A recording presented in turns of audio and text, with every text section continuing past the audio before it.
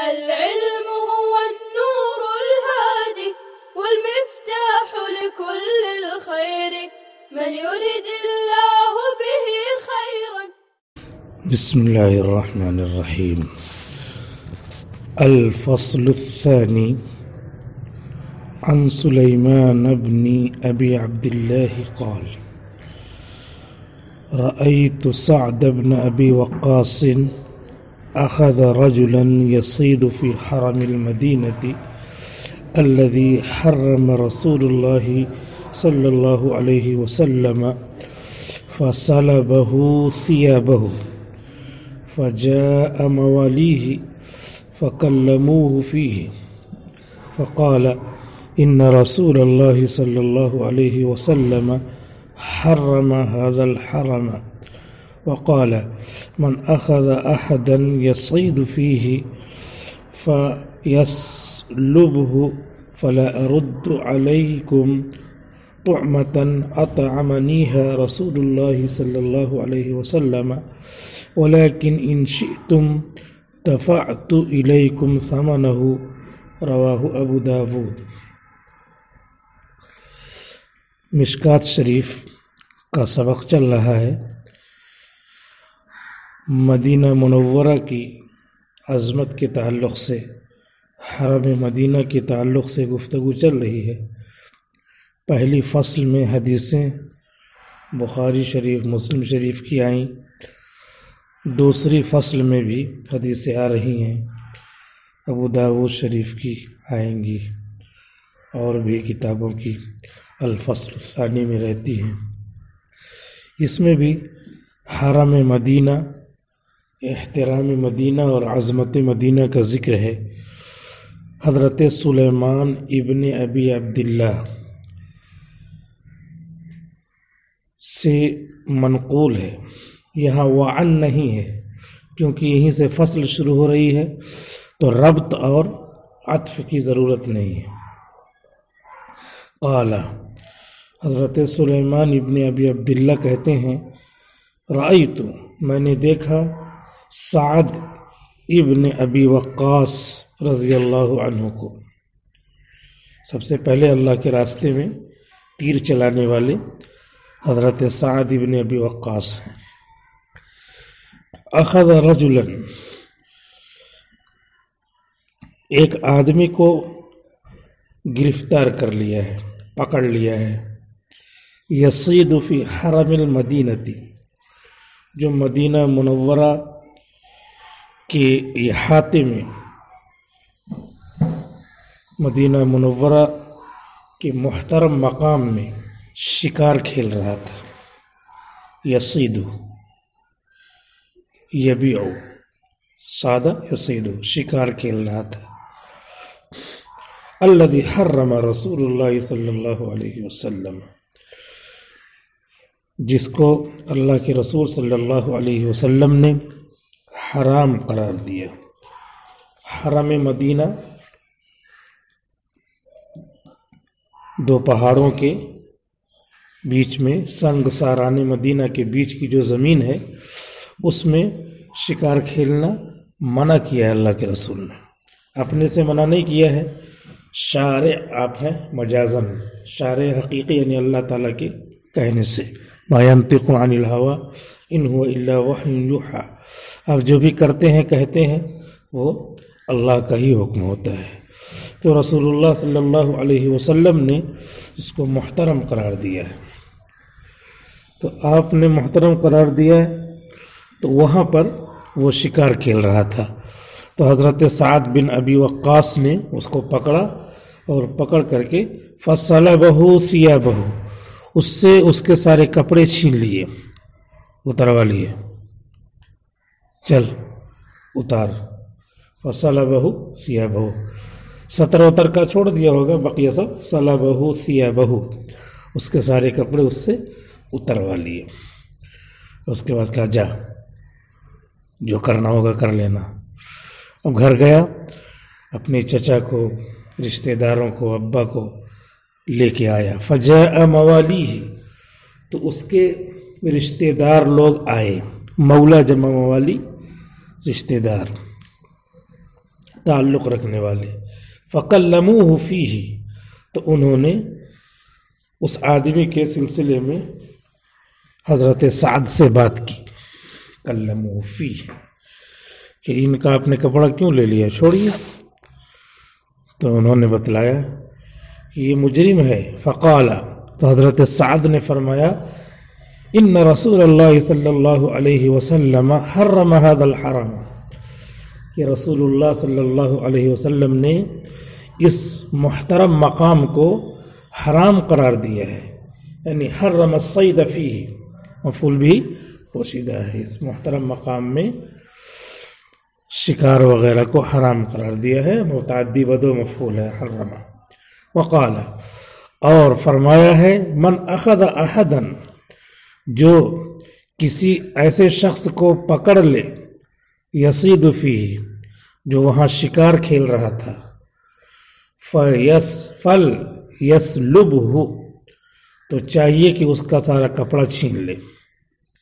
یہ آپ نے فرمایا ہے، میں نے ان کے حکم پہ عمل کیا ہے، تو میں ان کے حکم پہ عمل کروں گا، یہ تو میں چھوڑ نہیں سکتا، یہ اللہ کا حکم ہے. فَلْيَسْلُبْهُ، تو چاہیے کہ اسے چھین لے.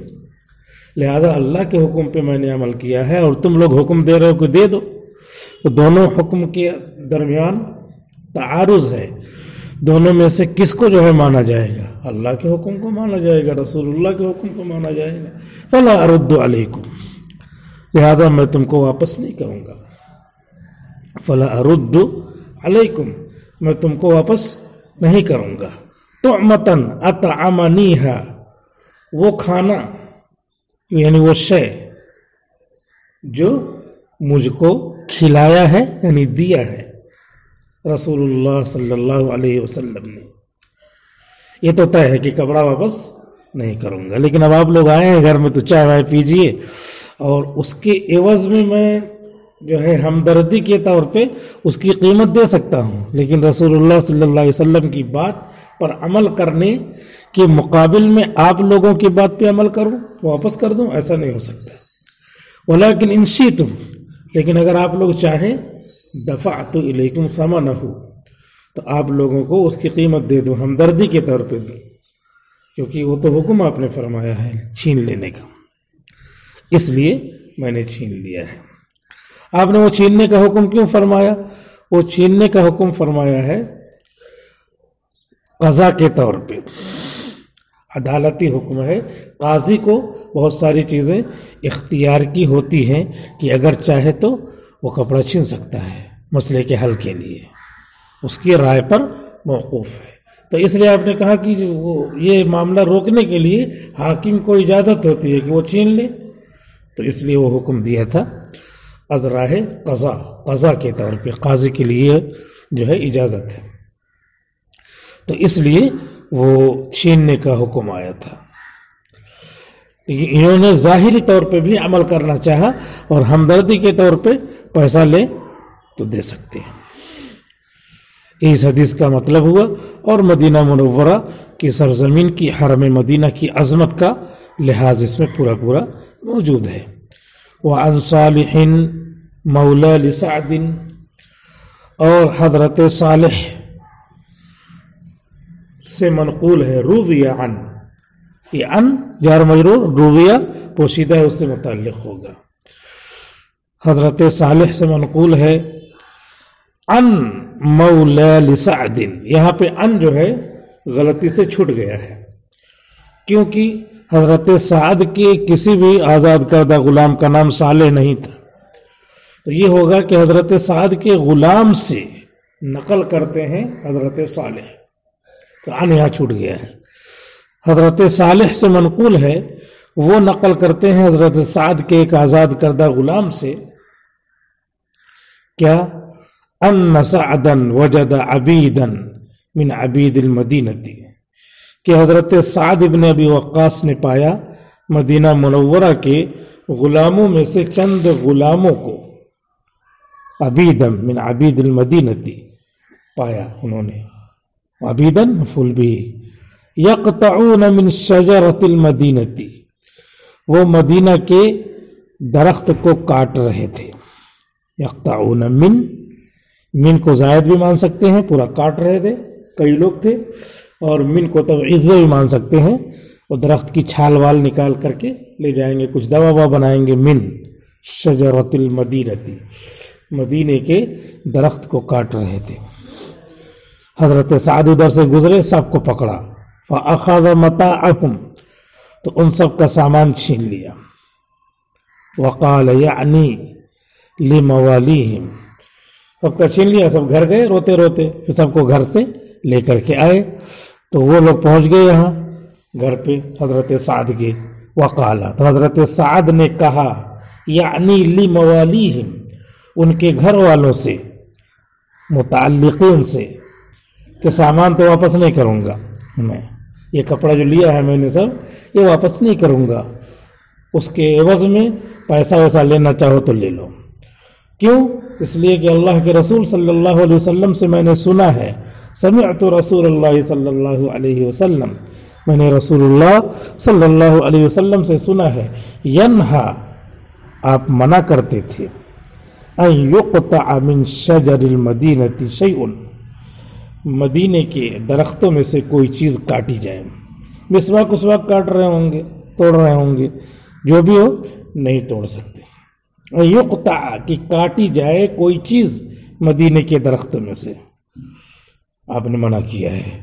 تو ان لوگوں نے اس کی مخالفت کی ہے، لہذا یہ جرم ہوا، اس لیے پکڑا میں نے۔ پھر کپڑا آپ نے کیوں چھین لیا؟ دو چار تماچے مار دیتے۔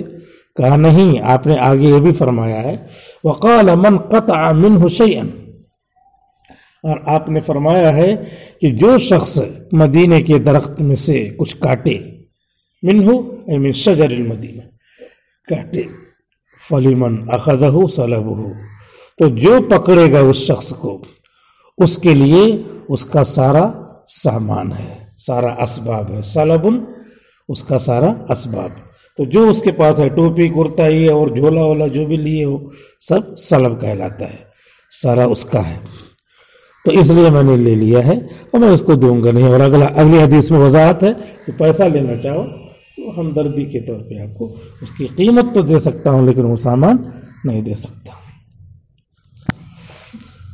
یہ بھی مدینے کی عظمت کے لیے یہ حدیث ہے۔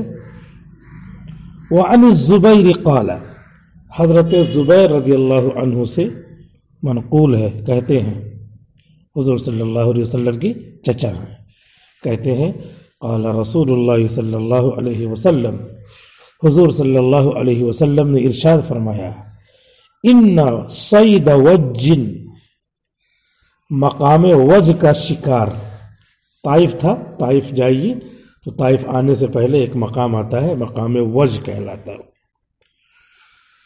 تو ان صید وج، مقام وج کا شکار، وعظاہہ، اور اس کے کانٹے دار درخت، حرم یا حرم، محترم ہے،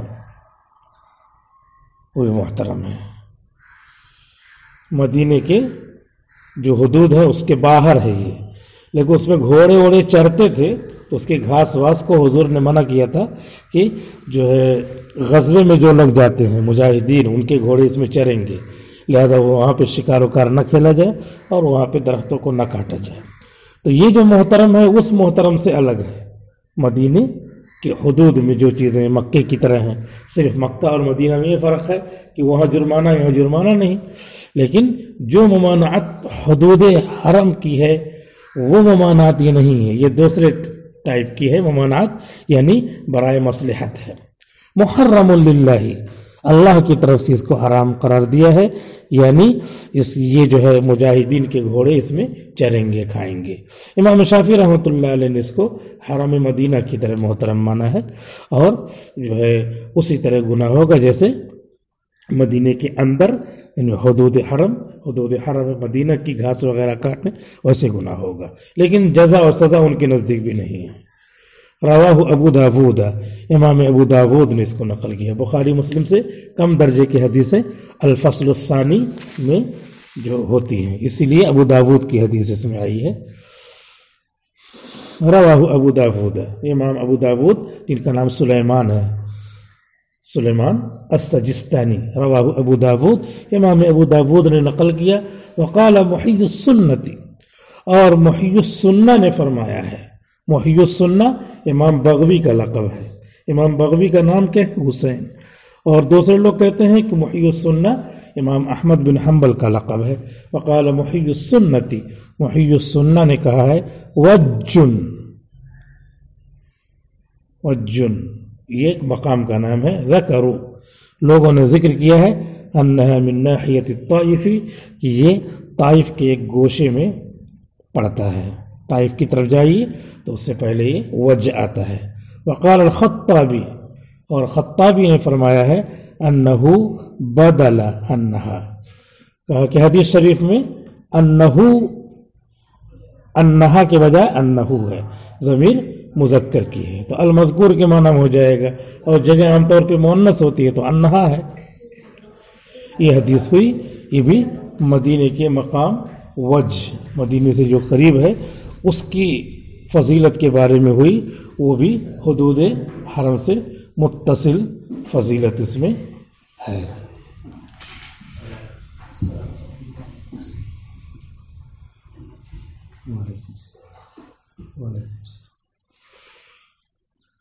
اور خیریت ہے؟ آڈیو بنا رہے ہیں اس لیے بیٹھنا 2-3 منٹ بیٹھیے پھر ٹائم پورا ہو جائے گا۔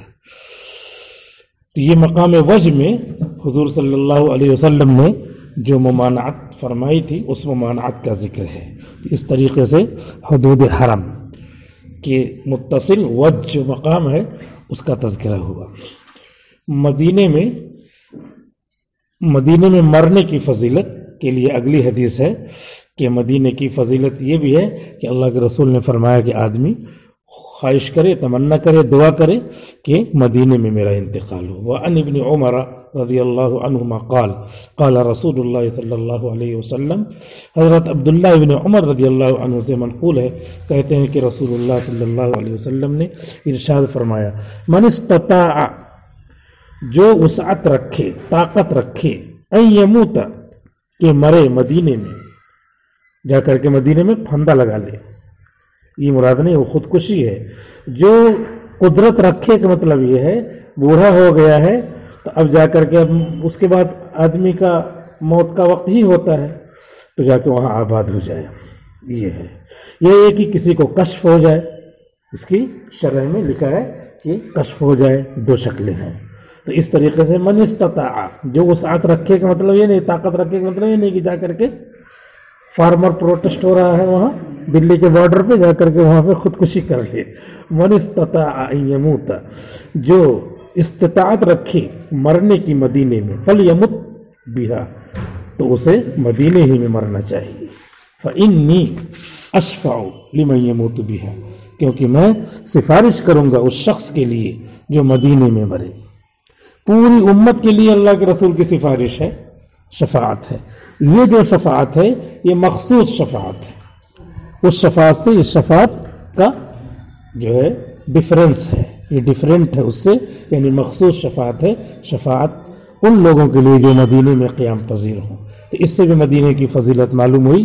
رواہ احمد والترمذی، امام احمد امام ترمذی نے نقل کیا ہے۔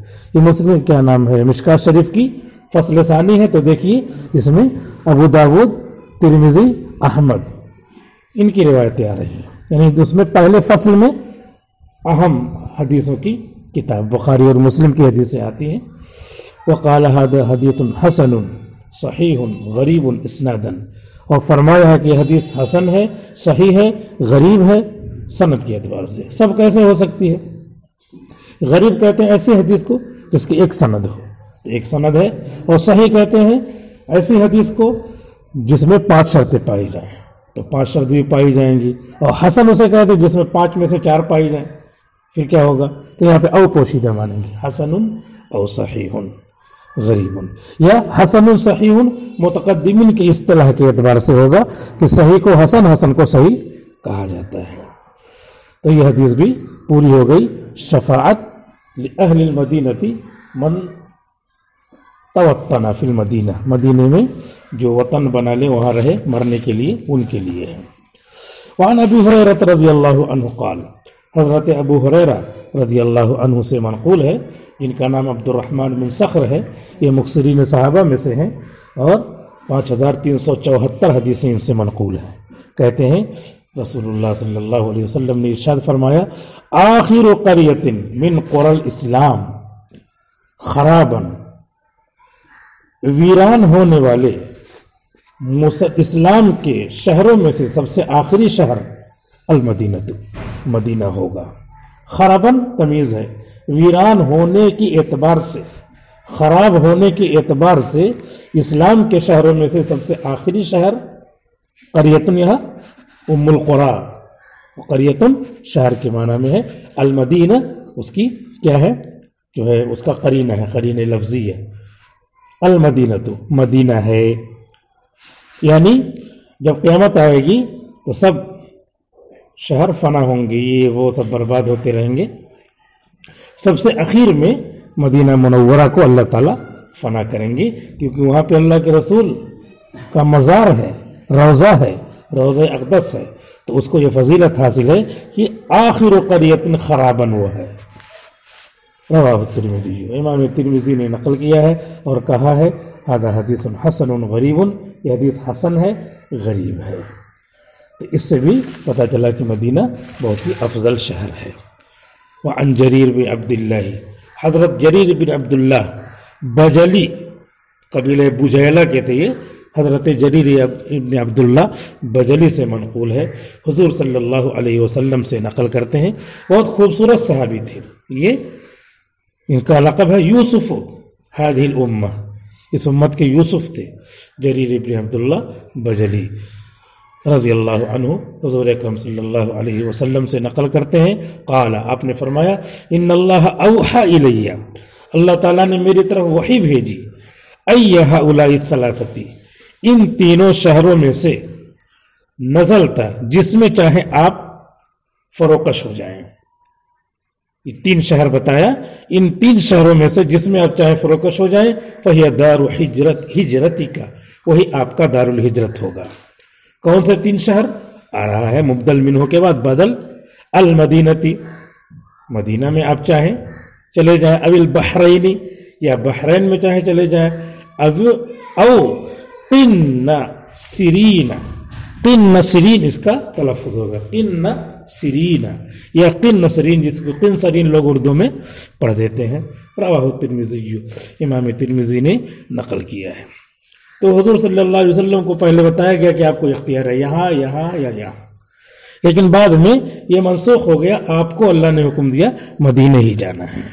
اور جو یہ بحرین ہے تو موجودہ بحرین اس سے مراد نہیں ہے، موجودہ بحرین کے پچھمی علاقے میں ایک شہر ہے جس کا نام ہے احسا، آج کل الف ہا سین الف حمزہ، وہ بحرین مراد ہے حضور کے زمانے والا، جس کا تذکرہ حضور صلی اللہ علیہ وسلم کر رہے ہیں. یہ فصل ثانی پوری ہو گئی اور آپ کے جو ہے آڈیو کا سیشن بھی مکمل ہو گیا. السلام علیکم ورحمۃ اللہ وبرکاتہ. السلام عليكم، لا تنسوا الاعجاب بالفيديو والاشتراك في القناة تشجيعا لنا لنستمر بنشر المزيد إن شاء الله.